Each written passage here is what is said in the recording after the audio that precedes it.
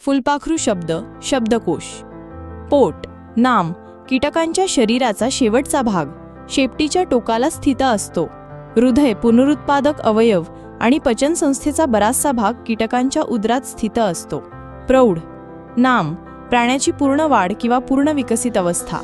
फुलपाखरू किंवा पतंग हा सुरवंटाचा प्रौढ टप्पा आहे. अँटेना, नाम, बहुवचन अँटेना. काही कीटकांच्या डोक्यावर असलेल्या पातळ रचनांपैकी एक. फुलपाखरू अँटेना संतुलनासाठी आणि वास आणि वाऱ्याचा वेग ओळखण्यासाठी वापरला जातो. बास्किंग, क्रियापद, अशी क्रिया जिथे फुलपाखरू शक्य तितकी उष्णता शोषून घेण्यासाठी सूर्यप्रकाशात पसरलेल्या पंखांसह विश्रांती घेते. छद्मवेश, नाम, एक संरक्षक रंग जो प्राण्याला त्याच्या वातावरणात मिसळण्यास सक्षम करतो. अशा प्रकारे तो त्याच्या भक्षकांपासून लपतो. सुरवंट, नाम, फुलपाखराच्या जीवनचक्रातील दुसरा किड्यासारखा टप्पा, ज्याला अळी देखील म्हणतात. चिटिन, नाम, उच्चारण कायटिन, एक कठीण रंगहीन पदार्थ जो कीटकांचा बाह्यकंकाल बनवतो. क्रिसॅलिस, नाम, उच्चारण क्रिसॅलिस, फुलपाखराच्या जीवनचक्राचा तिसरा टप्पा, ज्याला प्युपा देखील म्हणतात. कोकून, नाम, पतंगाच्या अळीने प्युपा होण्यापूर्वी बनवलेले रेशमी संरक्षक आवरण. थंड रक्ताचे विशेषण, शरीराचे तापमान आजूबाजूच्या हवेइतकेच असते, कारण प्राणी स्वतःच्या अंतर्गत शरीराची उष्णता नियंत्रित करू शकत नाही. दुसऱ्याकडे उबदार रक्ताचे प्राणी त्यांच्या स्वतःच्या अंतर्गत शरीराची उष्णता नियंत्रित करण्यास सक्षम असतात आणि त्यांचे शरीर त्यांच्या सभोवतालच्या परिस्थितींची पर्वा न करता अगदी स्थिर तापमानावर राहते. सुप्तावस्था, नाम, विकास थांबलेला नसलेला कालावधी, बहुधा प्रतिकूल परिस्थितीत होतो. तसेच सुप्तावस्था क्रियापद. अंडी, नाम, फुलपाखराच्या जीवनचक्रातील पहिला टप्पा, फुलपाखराच्या अंड्यातून अळी किंवा सुरवंट बाहेर पडतो.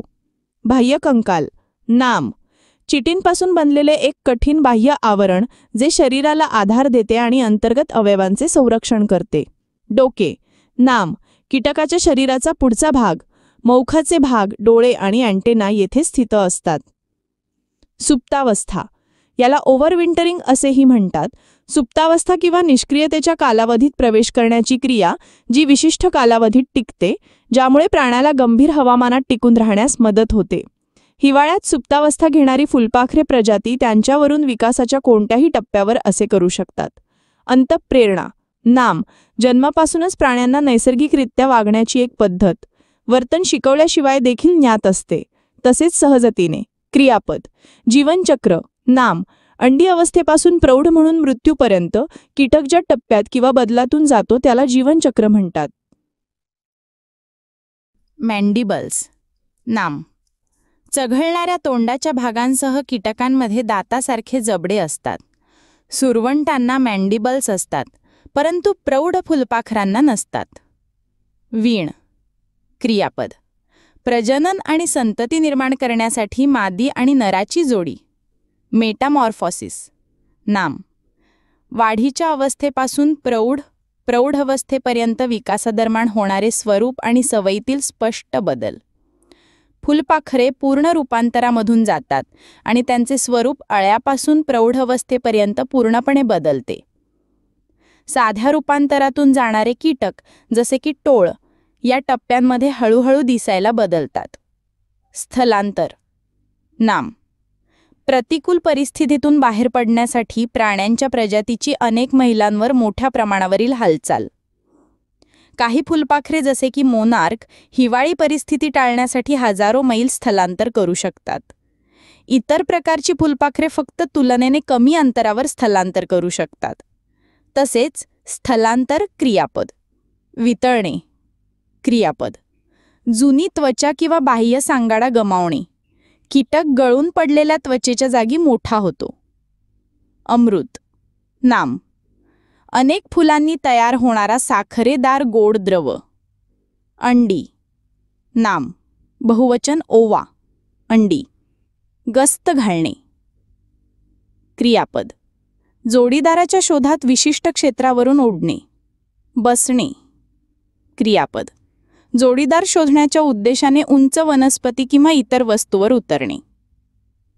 फेरोमोन, नाम, एका प्राण्याद्वारे दिले जाणारे एक रसायन आणि त्याच प्रजातीतील दुसऱ्या प्रजातीमध्ये विशिष्ट प्रतिक्रिया निर्माण करण्यासाठी वापरले जाते. फुलपाखरे जोडीदाराला आकर्षित करण्यासाठी फेरोमोन सोडतात. प्रोबॉसिस. नाम.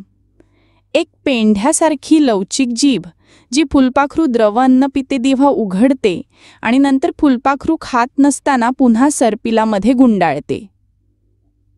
प्रोलेग. नाम. विशिष्ट कीटकांच्या अळ्यांच्या पोटाशी जोडलेला मांसल पाय किंवा खोटा पाय. पुडलिंग. क्रियापद. डबक्यांमधून पोषक तत्वांनी समृद्ध पाणी पिणे. सामान्यतः मादी डबक्यांपेक्षा जास्त नर डबक्यांमध्ये असतात आणि असे मानले जाते की डबक्यांमधील क्षार आणि पोषक तत्वे यशस्वी संभोगासाठी आवश्यक आहेत. प्युपा. नाम. अधिक प्युपी. फुलपाखराच्या जीवनचक्राचा तिसरा टप्पा, ज्याला क्रिसालिस असेही म्हणतात. प्युपा. क्रियापद. प्युपामध्ये रूपांतरित होणे आणि अस्तित्वात असणे. खवले. नाम. फुलपाखराच्या पंखांवर एकमेकांवर आच्छादित होणारे लहान बदललेले केस. खवले फुलपाखराच्या पंखांना त्यांचा रंग आणि सौंदर्य देतात. टप्पा. नाम. कीटकांच्या जीवनातील विशिष्ट कालखंडांपैकी एक. फुलपाखरांचे 4 टप्पे असतात: अंडी, अळी, कोश आणि प्रौढ. वक्षस्थळ. नाम. कीटकांच्या शरीरातील दुसरा भाग जो मध्यभागी स्थित असतो. फुलपाखराचे पंख आणि पाय छातीशी जोडलेले असतात. शिरा. नाम. कीटकांच्या पंखांना आधार देणाऱ्या बरगड्यांसारख्या नळ्या. शिरा बहुतेक हवेने भरलेल्या नळ्या असतात. फुलपाखरू म्हणजे काय? फुलपाखरे ही लेपिडॉप्टेरा नावाच्या एका वर्गात किंवा गटात येणाऱ्या काही कीटकांची प्रौढ उडण्याची अवस्था आहे. पतंग देखील या गटात येतात. ग्रीक भाषेत लेपिडॉप्टेरा या शब्दाचा अर्थ खवलेले पंख असा होतो. हे नाव या गटातील कीटकांना अगदी योग्य प्रकारे जुळते, कारण त्यांचे पंख ओळींमध्ये आच्छादित हजारो लहान खवल्यांनी झाकलेले असतात. प्रत्येक प्रजातीसाठी विशिष्ट रंगीत डिझाईनमध्ये मांडलेले खवले फुलपाखराला त्याचे सौंदर्य देतात. इतर सर्व कीटकांप्रमाणे फुलपाखरांना 6 पाय आणि शरीराचे 3 मुख्य भाग असतात: डोके, वक्षस्थळ म्हणजे छाती किंवा मध्यभाग, आणि उदर म्हणजे शेपटीचे टोक. त्यांच्याकडे 2 अँटेना आणि एक बाह्य कंकाल देखील असतात. फुलपाखरे आणि पतंग यांच्यातील फरक. फुलपाखरे आणि पतंग दोन्ही लेपिडॉप्टेरा नावाच्या एकाच कीटक गटात येतात. सर्वसाधारणपणे फुलपाखरे पतंगांपेक्षा खालील प्रकारे वेगळे असतात. 1. फुलपाखरे सहसा क्लप्ड अँटेना असतात, परंतु पतंगांना अस्पष्ट किंवा पंख असलेले अँटेना असतात. 2. फुलपाखरे सामान्यतः दिवसा सक्रिय असतात, तर बहुतेक पतंग रात्री सक्रिय असतात. 3. जेव्हा फुलपाखरू विश्रांती घेते तेव्हा ते त्याचे पंख शरीरावर सरळ ठेवून विश्रांती घेते. दुसरीकडे पतंग त्यांचे पंख सपाट पसरून विश्रांती घेतात. तथापि फुलपाखरे त्यांचे पंख पसरून स्नान करतात. 4. फुलपाखरे सामान्यतः पतंगांपेक्षा अधिक चमकदार रंगाचे असतात, तथापि नेहमीच असे नसते. काही खूप रंगीत पतंग असतात. फुलपाखराचे जीवनचक्र. जीवनचक्र हे सजीव प्राणी त्याच्या आयुष्यात सुरुवातीपासून शेवटपर्यंत ज्या टप्प्यांतून जातो त्या टप्प्यांनी बनलेले असते. फुलपाखरू त्याच्या जीवनचक्रादरम्यान संपूर्ण रूपांतरण नावाच्या प्रक्रियेतून जाते. याचा अर्थ असा की फुलपाखरू त्याच्या सुरुवातीच्या अळी अवस्थेतून, जेव्हा ते सुरवंट असते तेव्हापासून ते शेवटच्या टप्प्यापर्यंत पूर्णपणे बदलते, जेव्हा ते एक सुंदर आणि सुंदर प्रौढ फुलपाखरू बनते. फुलपाखराच्या जीवनचक्राचे 4 टप्पे असतात: अंडी, अळी, कोश आणि प्रौढ. फुलपाखराच्या जीवनचक्राचा पहिला टप्पा अंडी किंवा अंडाकृती आहे. फुलपाखराची अंडी लहान असतात, रंगात भिन्न असतात आणि गोल, दंडगोलाकार किंवा अंडाकृती असू शकतात. मादी फुलपाखरू अंडी वनस्पतींच्या पानांना किंवा देठाला जोडते, जे अळी बाहेर पडताना त्यांच्यासाठी योग्य अन्नस्रोत म्हणून देखील काम करतील. अंड्यातून बाहेर पडणारा अळी किंवा सुरवंट हा जीवनचक्राचा दुसरा टप्पा आहे. सुरवंटांना अनेकदा, परंतु नेहमीच नाही, अनेक जोड्या खऱ्या पायांच्या असतात. तसंच खोट्या पायांच्या किंवा प्रोलेक्सच्या अनेक जोड्या असतात. सुरवंटाची प्राथमिक क्रिया खाणे असते.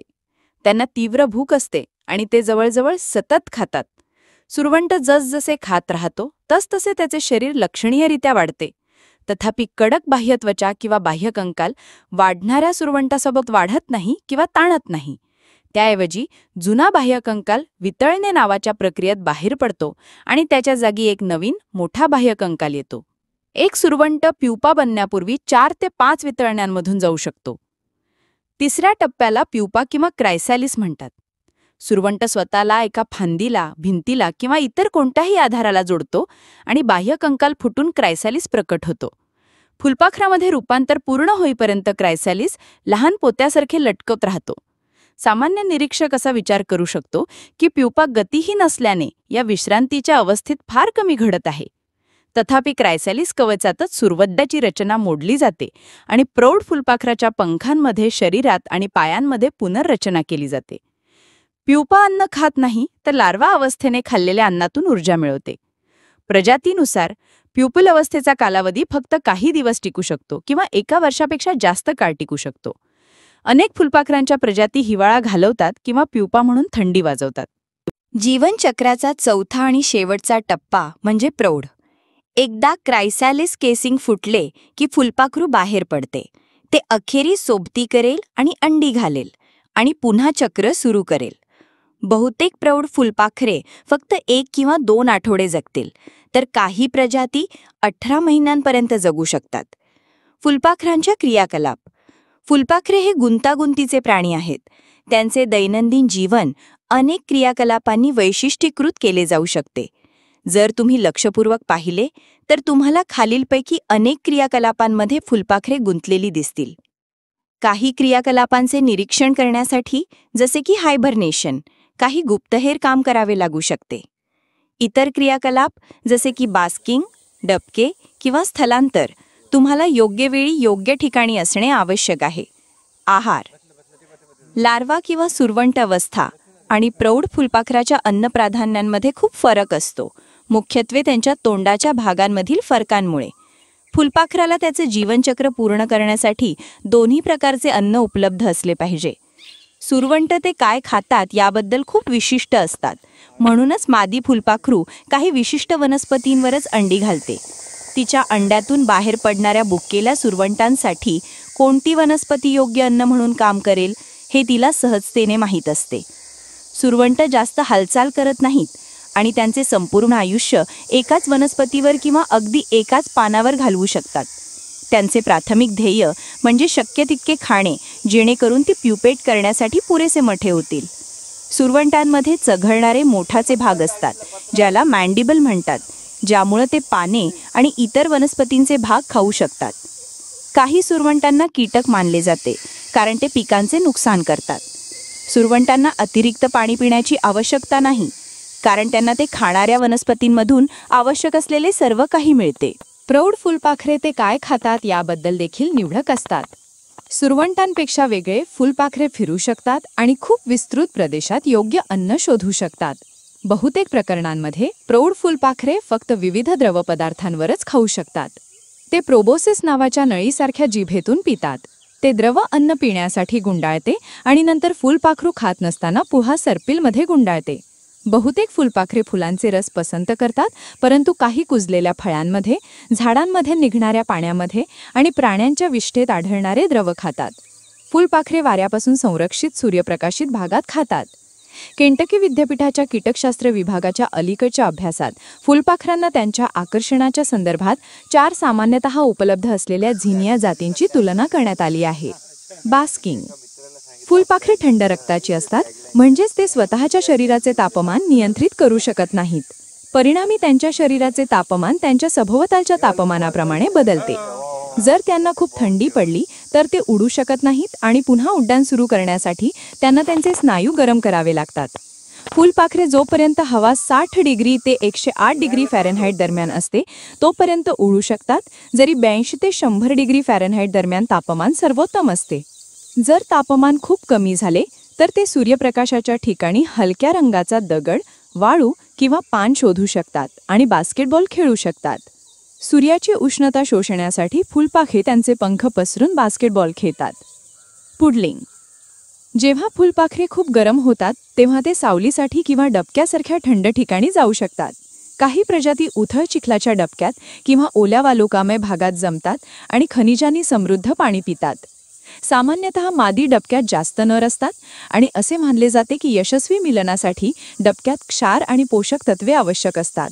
गस्त घालणे आणि बसणे. मादी जोडीदार शोधण्यासाठी नर फुलपाखरू 2 पद्धती वापरू शकतो. ते इतर फुलपाखरे सक्रिय असलेल्या विशिष्ट भागात गस्त घालू शकते किंवा उडू शकते. जर त्याला संभाव्य जोडीदार दिसला तर ते जवळून पाहण्यासाठी उडून जाईल किंवा त्याऐवजी मादी असू शकतात अशा भागात उंच झाडावर बसू शकते. जर त्याला संभाव्य जोडीदार दिसला तर तो तपासण्यासाठी झपाटून बसेल. दोन्ही बाबतीत जर त्याला योग्य मादी सापडली तर तो वीण विधी सुरू करेल. जर त्याला दुसरा नर सापडला तर तीव्र भांडण होऊ शकते. वीण. नर फुलपाखराकडे त्याच्या स्वतःच्या प्रजातीची मादी सापडली आहे की नाही हे ठरवण्यासाठी अनेक पद्धती आहेत. एक मार्ग म्हणजे दृष्टी. नर योग्य रंग आणि नमुना असलेल्या पंख असलेल्या फुलपाखरांचा शोध घेईल. जेव्हा नर संभाव्य जोडीदार पाहतो तेव्हा तो जवळून उडतो, बहुतेकदा मादीच्या मागे किंवा वर. जवळ आल्यावर नर फेरोमोन नावाची विशेष रसायने सोडेल, तर तो नेहमीपेक्षा थोडे जास्त पंख फडफडवतो. मादीला आकर्षित करण्यासाठी नर एक विशेष प्रेयसी नृत्य देखील करू शकतो. ह्या नृत्यांमध्ये त्या प्रजातीच्या फुलपाखराचे वैशिष्ट्यपूर्ण उड्डाण नमुने असतात. जर मादीला रस असेल तर ती नराच्या नृत्यात सामील होऊ शकते. नंतर ते त्यांच्या पोटात टोकापासून टोकापर्यंत एकत्र येऊन सोबती करतील. वीण प्रक्रियेदरम्यान जेव्हा त्यांचे शरीर जोडले जाते तेव्हा नर शुक्राणू मादीला देतो. अंडीनंतर मादीच्या अंडी देणाऱ्या नळीतून जात असताना शुक्राणूद्वारे त्यांचे फलन होते. नर फुलपाखरू बहुतेकदा वीण नंतर लगेचच मरतो. अंडी घालणे. नराशी वीण केल्यानंतर मादी फुलपाखराला अंडी घालण्यासाठी वनस्पती शोधावी लागते. कारण तिच्या अंड्यातून बाहेर पडणारे सुरवंट ते काय खातात याबद्दल खूप विशिष्ट असतील. तिला वनस्पती निवडण्यात खूप विशेष असणे आवश्यक आहे. ती योग्य वनस्पती प्रजाती त्याच्या पानांच्या रंग आणि आकारावरून ओळखू शकते. तथापि खात्री करण्यासाठी ती तिच्या पायांनी पानावर मारू शकते. यामुळे पानांच्या पृष्ठभागावर खाज सुटते, ज्यामुळे वनस्पतीचा एक वैशिष्ट्यपूर्ण वास येतो. एकदा तिला खात्री झाली की तिला योग्य वनस्पती प्रजाती सापडली आहे की ती अंडी देण्याच्या व्यवसायात जाईल. अंडी घालताना त्यांच्या शरीरात मिलन झाल्यापासून साठवलेल्या शुक्राणूंद्वारे त्यांचे फलन होते. काही फुलपाखरे एकच अंडे देतात तर काही त्यांची अंडी गुच्छांमध्ये घालू शकतात. मादीने तयार केलेला एक चिकट पदार्थ अंडी जिथे जिथे ठेवते तिथे चिकटून राहण्यास मदत करतो, मग ती पानांच्या खालच्या बाजूला असो किंवा देठावर. झोपेत राहणे. फुलपाखरे थंड रक्ताचे असतात आणि सक्रिय अवस्थेत हिवाळ्यातील परिस्थितीचा सामना करू शकत नाहीत. फुलपाखरे संरक्षित ठिकाणी झोपेत राहून थंड हवामानात टिकून राहू शकतात. ते झाडांच्या साली, बारामाही वनस्पती, लाकूड किंवा जुन्या कुंपणाचा वापर त्यांचे हिवाळ्यातील ठिकाण म्हणून करू शकतात. ते कोणत्याही टप्प्यावर झोपेत राहू शकतात, परंतु सामान्यतः प्रत्येक प्रजाती फक्त एकाच टप्प्यात झोपेत असते. स्थलांतर. थंड हवामानापासून वाचण्याचा आणखी एक मार्ग म्हणजे उष्ण प्रदेशात स्थलांतर करणे. पेंटेड लेडी आणि कोबी बटरफ्लाय सारखी काही स्थलांतरित फुलपाखरे फक्त काहीशे मैल उडतात, तर काही जसे की मोनार्क हजारो मैल प्रवास करतात. मोनार्कांना फुलपाखरांच्या स्थलांतराचे लांब पल्ल्याचे चॅम्पियन मानले जाते. ते सुमारे 4000 मैल राऊंड ट्रिप प्रवास करतात. शरद ऋतूतील थंडी सुरू होण्यापूर्वी ते त्यांचे उड्डाण सुरू करतात. कॅनडा आणि उत्तर अमेरिकेतून दक्षिणेकडे जातात. सम्राट कॅलिफोर्निया, फ्लोरिडा आणि मेक्सिकोच्या उष्ण हवामानात स्थलांतर करतात. 2 महिने किंवा त्यापेक्षा कमी वेळात हा प्रवास करून वाटेतच ते अमृत खातात. त्यांच्या दक्षिणेकडील स्थानी पोहोचल्यानंतर ते परतीच्या प्रवासासाठी हिवाळा विश्राम घेतात. मूळ प्रौढांपैकी फार कमी लोक प्रत्यक्षात घरी प्रवास पूर्ण करतात. त्याऐवजी माद्या वाटेत सोबती करतात आणि अंडी घालतात आणि त्यांची संतती ही अविश्वसनीय प्रवास पूर्ण करतात. छद्मवेश. फुलपाखरे आणि सुरवंट पक्षी, कोळी, सरडे आणि इतर विविध प्राण्यांकडून शिकार होतात.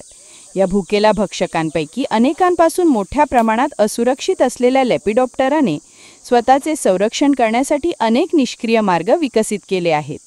एक मार्ग म्हणजे छद्मवेश वापरून स्वतःला अदृश्य करणे. सुरवंट संरक्षणात्मक रंगाचे असू शकतात किंवा त्यांच्या रचना अशा असू शकतात ज्यामुळे ते पार्श्वभूमीत अदृश्य होऊ शकतात. उदाहरणार्थ, बरेच सुरवंट हिरवे असतात ज्यामुळे ते यजमान पानात मिसळतात, म्हणून त्यांना शोधणे कठीण होते.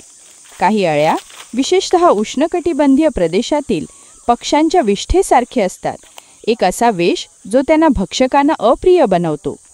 फुलपाखराच्या पंखांचा रंग आणि नमुना त्यांना त्यांच्या सभोवतालच्या वातावरणात मिसळण्यास सक्षम करू शकतो. काही फुलपाखरे पंख बंद करून विश्रांती घेत असताना फांदीवरील मृत पानांसारखे दिसतात. स्वल्पविराम आणि प्रश्नचिन्हाच्या फुलपाखरांच्या पंखांखालील खुणा त्यांना पानांच्या कचऱ्यात सुप्तावस्थेत असताना लक्ष न देता येण्यास मदत करतात.